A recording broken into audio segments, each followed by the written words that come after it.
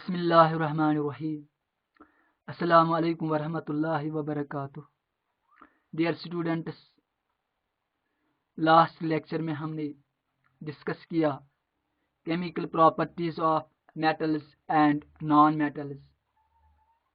आज हम इस टॉपिक में डिस्कस करेंगे use of metals and non metals. So today's topic is use of metals and non-metals। Metals के यूजेस क्या क्या हैं और नॉन मेटल्स के यूजेस क्या क्या होते हैं, वो हम इस लेक्चर में आज डिस्कस करेंगे। और ये आज इस चैप्टर का लेक्चर नंबर 4 है। और साथ ही हम इस लेक्चर में डिस्कस करेंगे एटम्स क्यों कंबाइन होते हैं और नोबल गैसेस के बारे में भी हम इस लेक्चर में डिस्कस करेंगे कि नोबल गैसेस क्या होते हैं। तो डियर स्टूडेंट्स, पहले हम देखते हैं कि यूज ऑफ मेटल्स क्या है। The important use of metals are as they are used to make electric wires to carry electric current. जो मेटल्स होते हैं ये इलेक्ट्रिक वायर्स बनाने के काम आते हैं। ये इलेक्ट्रिक वायर्स बनाने के लिए काम में लाए जाते हैं ताकि इलेक्ट्रिक करंट कैरी ऑन हो जाए, इलेक्ट्रिक करंट ट्रांसमिट किया जाए। For example copper and aluminium metals. Copper और जो एल्यूमिनियम मेटल्स हैं ये हम यूज करते हैं वायर्स, इलेक्ट्रिक वायर्स बनाने के लिए, क्योंकि आपने देखा कि ये जो मेटल्स होते हैं ये मेलेबल होते हैं, डक्टाइल होते हैं। इनको हम ये वायर्स, थिन वायर्स बना सकते हैं मेटल्स को। तो यहाँ पे हम ज्यादातर कॉपर एंड एल्यूमिनियम मेटल्स लेते हैं, उनको इलेक्ट्रिक वायर्स बनाने के लिए काम में लाया जाता है। तो ये एक यूज बन गया है इसका कि इलेक्ट्रिक यानी मेटल जो होते हैं they are used to make electric wires. Metals are used for making household utensils and industrial equipments. They are used for making household utensils and industrial equipments. जो मेटल्स होते हैं ये हम अपने घरों में यूज करते हैं, हाउस होल्ड यूटेंसिल्स के लिए, इंडस्ट्रियल इक्विपमेंट्स के लिए। तो हमारे घरों में बहुत सारे मेटल्स यूज होते हैं और बहुत सारे इंडस्ट्रीज में ये इंडस्ट्रियल इक्विपमेंट्स बनाने के लिए वहाँ पे यूज होते हैं। For example iron, copper, aluminium etcetera. यहाँ पे कुछ एग्जांपल्स मैंने लिए। यहाँ पे आयरन मेटल, कॉपर, एल्यूमिनियम ये यूज होते हैं हाउस होल्ड यूटेंसिल्स के लिए और इंडस्ट्रियल इक्विपमेंट्स के लिए। इसके बगैर भी बहुत सारे मेटल्स हैं वो हम यूज करते हैं। तो ये रहा इसका यूज मेटल्स का। They are used as catalysts in various chemical reactions for the synthesis of various products. ये जो मेटल्स होते हैं ये डिफरेंट केमिकल रिएक्शंस में यूज होते हैं एज कैटलिस्ट। कैटलिस्ट क्या होता है ये मैंने आपको इससे पहले भी बताया कि catalyst is the substance which increases the rate of a chemical reaction। तो कैटलिस्ट यूज होते हैं केमिकल रिएक्शंस में ताकि ये प्रोडक्ट्स वहां पे बनाया जाए। फॉर एग्जाम्पल आयरन एक मेटल है, ये यूज होता है for the preparation of ammonia. इस प्रोसेस को हम हैबर्स प्रोसेस कहते हैं। तो यहाँ पे मैंने एग्जाम्पल ली, iron in Haber's process for preparation of ammonia.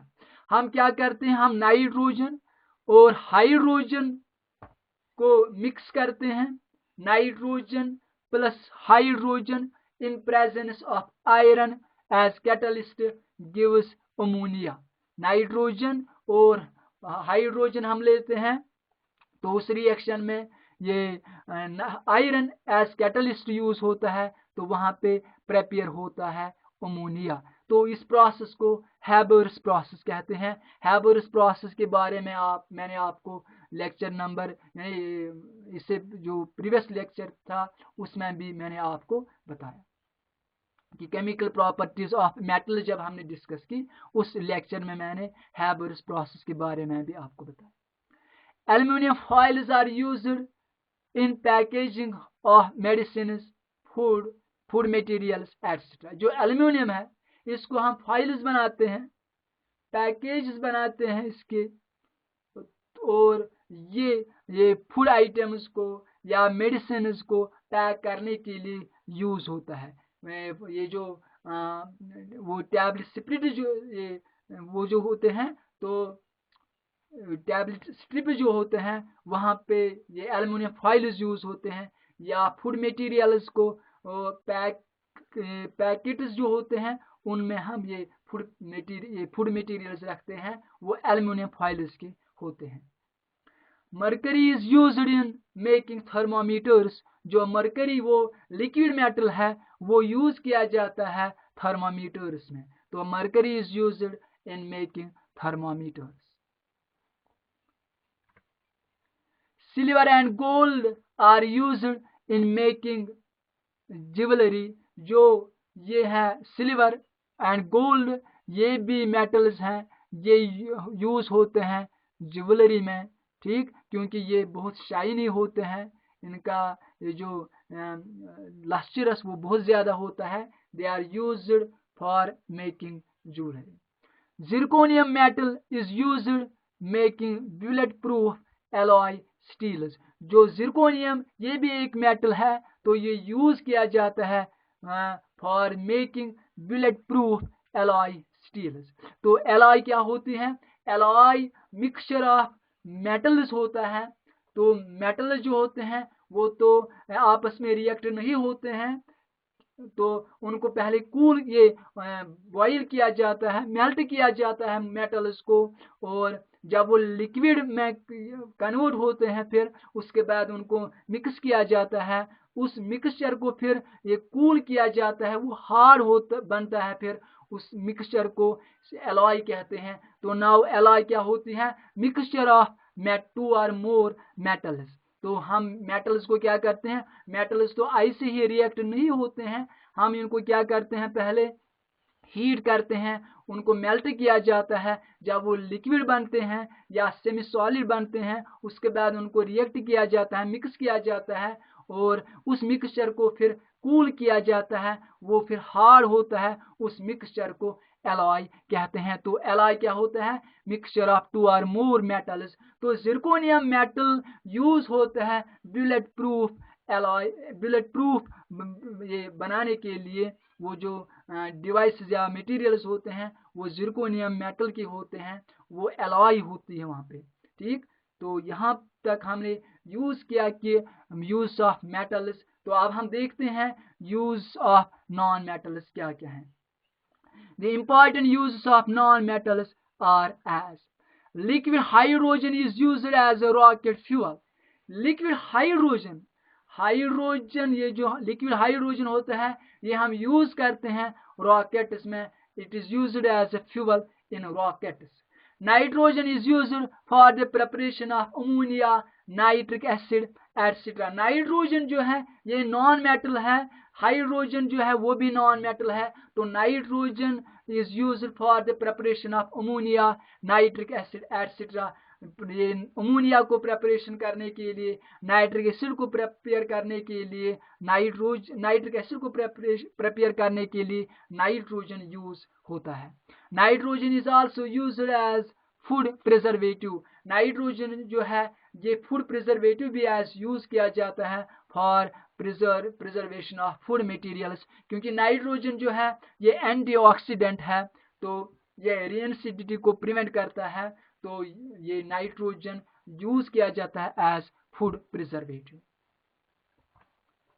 Hydrogen is used in the hydrogenation of vegetable oils to make vegetable ghee. जो हाइड्रोजन है ये नॉन मेटल है, it is used in the hydrogenation of vegetables. Vegetable oils को hydrogenation किया जाता है, उनको hydrogen add किया जाता है। हाइड्रोजनेशन क्या होती है? The process of addition of hydrogen. तो हाइड्रोजन ऐड किया जाता है, उसको हाइड्रोजनेशन उस प्रोसेस को कहते हैं। तो वेजिटेबल ऑयल इसको हाइड्रोजन ऐड किया जाता है ताकि वेजिटेबल घी बन जाए, या जिसको हम वनस्पति घी भी कहते हैं। Sulphur for the preparation of sulphuric acid. जो सल्फर है ये भी नॉन मेटल है, it is used for the preparation of sulphuric acid. Sulphur is used for making gun powder. जो सल्फर है ये गन पाउडर बनाने के काम में भी इस्तेमाल किया जाता है। तो डियर स्टूडेंट्स, अब हम यानी ये था कि use of metals and non metals. आपको ये भी यानी ये पूछा जाता है कि give the use of metals and non metals. तो ये अच्छे से आप प्रिपेयर करना, अच्छे से आप ये याद करना। अब हम देखते हैं how do metals and non metals react. Metals और नॉन मेटल्स कैसे रिएक्ट होते हैं तो वो हम इस में अब डिस्कस करेंगे। पहले कुछ इंपॉर्टेंट टर्म्स आपको याद रखनी है। Some important points. Chemical bond. Chemical bond क्या होता है? The force which holds the atoms together in a molecule or in a ion is called as a chemical bond or simply a bond. तो bond क्या होता है? It is a force of attraction which holds the atoms together in a molecule. Molecule में ये atoms को hold रखता है एक फोर्स, उस फोर्स को ये केमिकल बॉन्ड कहते हैं या सिंपली बॉन्ड कहते हैं। So chemical bond, the force which holds the atoms together in a molecule is called as a chemical bond और simply a bond. Ionic compounds क्या होते हैं? When metals react with non metals they form ionic compounds, they contain ionic bonds. Metals जब react होते हैं non metals के साथ, metals जब रिएक्ट होते हैं नॉन मेटल्स के साथ, तो वहां पे जो कंपाउंड्स बनते हैं उनको आयनिक कंपाउंड्स कहते हैं। तो मेटल और मेटल आपस में रिएक्ट नहीं होते हैं, मेटल और मेटल आपस में रिएक्ट नहीं होते हैं।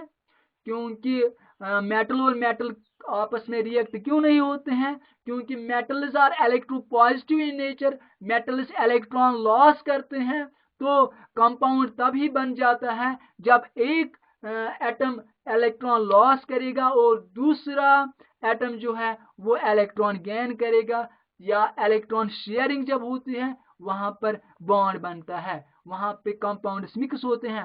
तो इसीलिए जो वहां पे एटम्स कंबाइन होते हैं, लेकिन चूंकि मेटल और मेटल ये दोनों इलेक्ट्रोपॉजिटिव होते हैं, ये इनमें इलेक्ट्रॉन लॉस करने की टेंडेंसी होती है, इसीलिए वो आपस में कंबाइन नहीं होते हैं। तो आयनिक कंपाउंड्स क्या होते हैं? When metals react with non metals, जब मेटल्स रिएक्ट होते हैं नॉन मेटल के साथ, they form compounds. The compounds are known as ionic compounds. Ionic compounds और covalent compounds, इनकी properties वो हम नेक्स्ट लेक्चर में इंशाल्लाह डिस्कस करेंगे। वो हमें यानी डीप पढ़ने के आयनिक कंपाउंड्स क्या होते हैं। लेकिन यहाँ पे मैं कुछ पॉइंट्स आपको ये समझाना चाहता हूँ ताकि जो टॉपिक है हाउ डू एटम्स कंबाइन, उस टॉपिक को यानी वो इजी हो जाएगा फिर समझ ये अंडरस्टैंड करने में। तो यहाँ इसीलिए मैंने आपको ये आयनिक कंपाउंड्स के बारे में पहले बताया।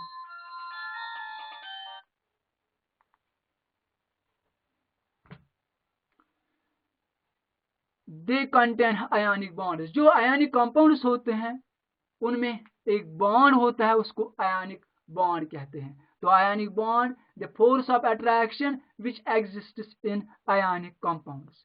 कोवैलेंट कंपाउंड्स हम देखते हैं कि कोवैलेंट कंपाउंड्स क्या होते हैं।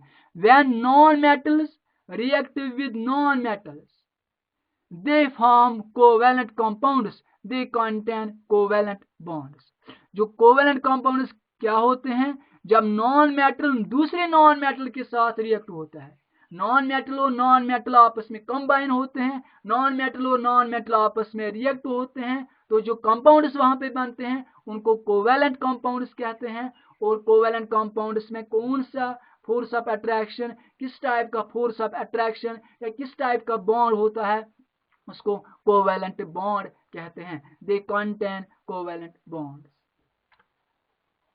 अब हम देखते हैं हमें जो आयनिक कंपाउंड्स है, आयनिक बॉन्ड है, किन कंपाउंड्स में वो एग्जिस्ट होता है, वो हम देखते हैं नेक्स्ट लेक्चर में इंशाल्लाह। यहाँ पे सिर्फ मैंने आपको ये बताया कि आयनिक कंपाउंड्स क्या होते हैं, उनकी डेफिनेशन, और ये कोवेलेंट कंपाउंड्स क्या होते हैं, उनकी डेफिनेशन, या आयनिक या कोवेलेंट बॉन्ड क्या होता है, सिर्फ उसकी डेफिनेशन मैंने आपको यहाँ पे बताई। वो हम डीप इंशाल्लाह नेक्स्ट लेक्चर में डिस्कस करेंगे। तो अब हम आते हैं कि नोबल गैसेस क्या होते हैं। The elements of group 18 in the periodic table are called as noble gas. जो पीरियोडिक टेबल में ग्रुप 18 है उसमें जो एलिमेंट्स हैं उनको नोबल गैसेस कहते हैं। और ये जो 18th group of in the periodic table है उसको हम जीरो वैलेंट ग्रुप भी कहते हैं, उसको इनर्ट ग्रुप भी कहते हैं, और उन एलिमेंट्स को इनर्ट गैसेस भी कहते हैं, या नॉन या अनरिएक्टिव या नॉन रिएक्टिव ये एलिमेंट्स भी कहते हैं। They are also called as inert gases और नॉन रिएक्टिव गैसेस। जो ग्रुप 18 में एलिमेंट्स हैं उनको नॉन रिएक्टिव गैसेस भी कहते हैं, इनर्ट गैसेस भी उनको कहते हैं, because they do not react with other elements to form compounds. ये एलिमेंट जो हैं ग्रुप 18 के, वो दूसरे एलिमेंट के साथ रिएक्ट नहीं होते हैं, इसलिए उनको इनर्ट गैसेस या नोबल गैसेस कहते हैं। These elements are, अब हम देखते हैं कि ये जो ग्रुप 18 में जो एलिमेंट्स हैं, यानी जो नोबल गैस एलिमेंट्स हैं वो क्या क्या हैं। तो these elements are helium, neon, argon, krypton, xenon and radon। यहाँ पे मैंने सिर्फ इनकी सिंबल लिखी है, तो आप लिख सकते हैं helium, neon, argon, krypton, xenon and radon. यहाँ पे मैंने हीलियम की सिंबल है He, नियॉन की Ne, आर्गॉन की Ar, क्रिप्टॉन की Kr, जीनॉन की Xe एंड रेडॉन की Ra। These elements are stable elements। ये एलिमेंट जो है यानी ग्रुप 18 में जो एलिमेंट्स हैं ये स्टेबल एलिमेंट्स हैं। यानी स्टेबल एलिमेंट्स का मतलब क्या है यहाँ पे कि इनका जो इनमें जो लास्ट शेल होता है इन एलिमेंट्स में, वो उनमें 8 इलेक्ट्रॉन्स होते हैं, तो ये एलिमेंट स्टेबल माने जाते हैं। यानी ये एलिमेंट स्टेबल क्यों हैं, इनके लास्ट शेल में 8 इलेक्ट्रॉन्स होते हैं, और ये जो एलिमेंट्स हैं इनको ना तो इलेक्ट्रॉन लॉस करने की जरूरत पड़ती है, ना तो इलेक्ट्रॉन गेन करने की जरूरत पड़ती है, ना तो इलेक्ट्रॉन शेयर करने की जरूरत पड़ती है, इसीलिए ये एलिमेंट्स स्टेबल हैं। इसीलिए इन एलिमेंट्स को नोबल गैसेस कहते हैं या इनर्ट गैस कहते हैं, because they do not react with other elements to form compounds. These elements have 8 electrons in the outermost shell of their atoms. In elements में last shell जो होता है उसमें 8 इलेक्ट्रॉन्स होते हैं, इनमें 8 इलेक्ट्रॉन्स लास्ट शेल में होते हैं। तो लास्ट शेल जो होता है उसको आउटर मोस्ट शेल भी कहते हैं, उसको वैलेंस शेल भी कहते हैं। उस शेल में जो इलेक्ट्रॉन्स होते हैं उनको वैलेंस इलेक्ट्रॉन्स कहते हैं। और इन एलिमेंट्स में ये जो नोबल गैसेस हैं उनमें लास्ट शेल में सिर्फ 8 इलेक्ट्रॉन्स होते हैं, ये आपको याद रखना है। लेकिन इसमें एक एक्सेप्शनल केस है जो मैंने यहाँ पे नोट करके लिखा है, helium has only 2 electrons in its valence shell. जो हीलियम है, हीलियम भी नोबल गैस है, और उसका जो वैलेंस शेल है यानी उसका जो आउटर मोस्ट शेल है उसमें सिर्फ 2 इलेक्ट्रॉन्स हैं। लेकिन रेस्ट जो नोबल गैसेस हैं, बाकी एलिमेंट जो हैं उनमें 8 इलेक्ट्रॉन्स हैं आउटर मोस्ट शेल में। एक्सेप्शनल केस है हीलियम। तो हीलियम भी क्यों स्टेबल है? ये इसलिए स्टेबल है कि इसका वैलेंस शेल भी यही शेल है और इसका फर्स्ट शेल भी यही शेल है, और फर्स्ट शेल में 2 इलेक्ट्रॉन जब होते हैं वो स्टेबल माना जाता है। यानी फर्स्ट शेल में जब 2 इलेक्ट्रॉन्स होते हैं वो स्टेबल है, और जब वही शेल लास्ट शेल भी होता है तो वो भी स्टेबल माना जाता है, क्योंकि हीलियम में एक ही शेल है, उसमें 2 इलेक्ट्रॉन्स हैं। जो इलेक्ट्रॉनिक कॉन्फ़िगरेशन होते हैं फर्स्ट शेल में according to n square formula, उसमें 2 इलेक्ट्रॉन्स होते हैं। तो हीलियम में ये क्राइटेरिया ये हीलियम ये क्राइटेरिया फुलफिल करता है कि उसमें फर्स्ट शेल में ही 2 इलेक्ट्रॉन्स हैं। और आप बोलोगे कि जो लिथियम है उसका एटॉमिक नंबर 3 है, उसकी इलेक्ट्रॉनिक कॉन्फ़िगरेशन जब हम करते हैं तो 2,1 आता है, उसके फर्स्ट शेल में भी 2 इलेक्ट्रॉन्स हैं, और जो सेकंड शेल है या लास्ट शेल है लिथियम का उसमें 1 इलेक्ट्रॉन है। क्योंकि लिथियम में 2 शेल्स हैं, तो पहले वाले शेल में 2 इलेक्ट्रॉन्स हैं, लेकिन जो उसका दूसरा शेल है उसमें 1 इलेक्ट्रॉन है, वो स्टेबल नहीं है। तो ये सिर्फ हीलियम के लिए है कि उसमें फर्स्ट शेल भी यही शेल है और लास्ट शेल भी यही है, उसमें 2 इलेक्ट्रॉन्स हैं। और ये आपको याद रखना है कि हीलियम एक्सेप्शनल केस है नोबल गैस में, जिसमें आउटर मोस्ट शेल में 2 ही इलेक्ट्रॉन्स हैं, लेकिन जो बाकी एलिमेंट्स हैं नोबल गैसेस के, ये नियॉन, आर्गॉन, क्रिप्टॉन, जीनॉन और रेडॉन, उनमें लास्ट शेल उनके लास्ट शेल में 8 इलेक्ट्रॉन्स होते हैं। तो यहाँ पे मैंने नेम भी लिखा, सिंबल, 80 एटॉमिक नंबर और E.C इलेक्ट्रॉनिक कॉन्फ़िगरेशन। तो यहाँ पे मैंने इन्हीं नोबल गैसेस को यानी यहाँ पे लिखा कि helium, neon, argon, krypton, xenon, radon, ये आपको याद रखनी है एलिमेंट्स। और सिंबल है इनकी He, Ne, Ar, Kr, Xc, Rn, ये इन एलिमेंट्स की सिंबल भी है। और यहाँ पे इनका एटॉमिक नंबर है 2, हीलियम का 2 है, नियॉन का 10 है, आर्गॉन का 18 है, क्रिप्टॉन का 36 है, जीनॉन का 54 है, रेडॉन का 86 है। और इलेक्ट्रॉनिक कॉन्फ़िगरेशन क्या है? इलेक्ट्रॉनिक कॉन्फ़िगरेशन का मतलब है distribution of electrons in the various shells of an atom. What is electronic configuration? The process of distributing electrons in the various shells of an atom is called as electronic configuration. तो electronic configuration क्या है इनकी? Helium एक ही shell है तो 2 electrons, ठीक है, इसमें 2 ही इलेक्ट्रॉन्स हैं। और नियॉन में 2,8, 18, आर्गॉन में 2,8,8, क्रिप्टॉन में 2,8,18,8, जीनॉन में 2,8,18,18,8 और रेडॉन में 2,8,18,32,18,8 ये इनकी इलेक्ट्रॉनिक कॉन्फ़िगरेशन है। तो ये आपको याद रखनी है कि इलेक्ट्रॉनिक कॉन्फ़िगरेशन क्या है इनकी। अब आप यहाँ पे देखिएगा कि हीलियम में ये वैलेंस शेल है और ये इसका पहला शेल भी है, इसमें 2 ही इलेक्ट्रॉन्स हैं। ये इन एलिमेंट्स में एक्सेप्शनल केस है नोबल गैस में कि इसके लास्ट शेल में 2 ही इलेक्ट्रॉन्स हैं। तो बाकी एलिमेंट जो है आप देखिए, नियॉन में भी 8, आर्गॉन में भी लास्ट शेल में 8, क्रिप्टॉन में भी लास्ट शेल में 8, जीनॉन में भी लास्ट शेल में 8 इलेक्ट्रॉन्स, रेडॉन में भी लास्ट शेल में 8 इलेक्ट्रॉन्स। तो ये एलिमेंट्स स्टेबल हैं क्योंकि इनके जो लास्ट शेल है उनमें 8 इलेक्ट्रॉन्स हैं, और ये तो ना लॉस करते हैं, ना तो गेन करते हैं, ना तो शेयर करते हैं, क्योंकि ये स्टेबल एलिमेंट्स हैं, इसीलिए इनको नोबल गैस कहते हैं।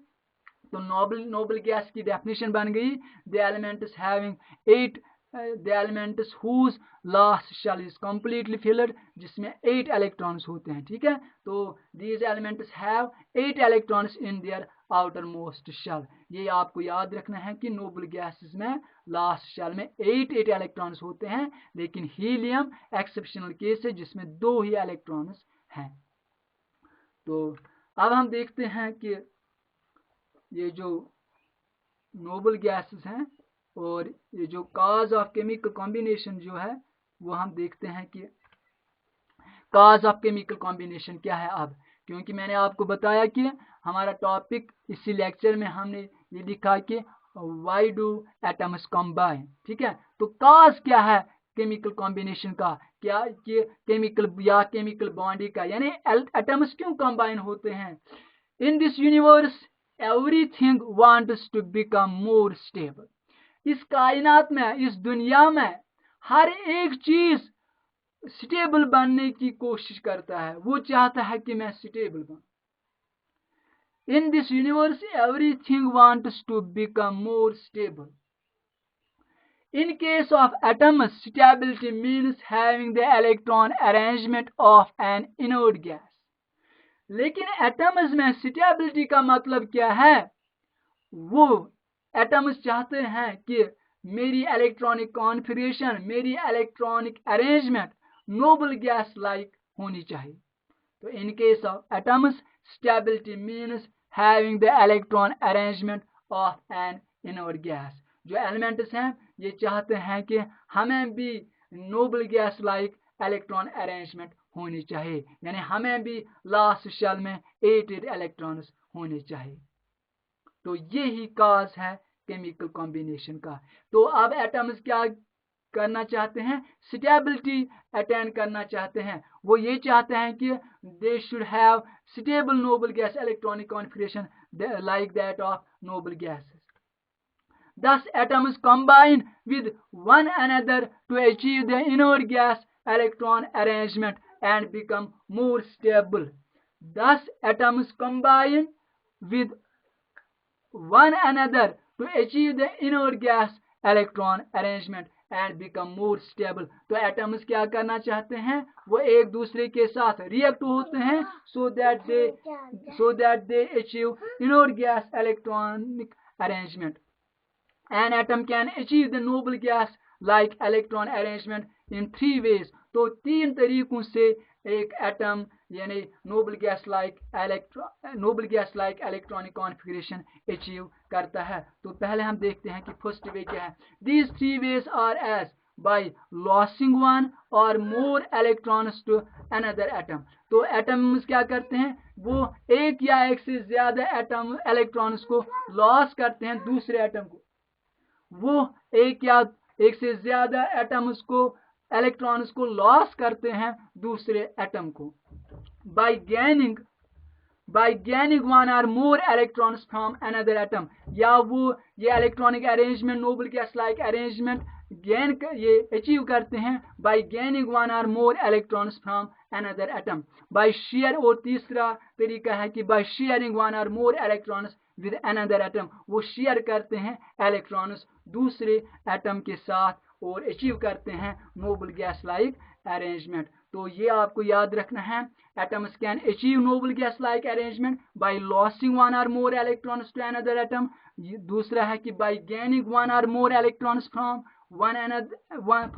Another atom. और तीसरा है by sharing one or more electrons with another atom. तो इस तरह से डिफरेंट बॉन्ड्स बनते हैं, डिफरेंट टाइप्स के बॉन्ड्स बनते हैं, डिफरेंट टाइप्स के कंपाउंड्स बनते हैं, डिफरेंट टाइप्स के कंपाउंड्स बनते हैं। इंशाअल्लाह हम अब देखेंगे नेक्स्ट लेक्चर में कैसे आयन्स क्या होते हैं और आयनिक कंपाउंड्स क्या होते हैं, कोवेलेंट आयनिक बॉन्ड क्या होता है, कोवेलेंट कंपाउंड्स क्या होते हैं, कोवेलेंट बॉन्ड क्या होता है और वो कैसे बनते हैं। तो वो इंशाल्लाह नेक्स्ट लेक्चर में हम डिस्कस करेंगे।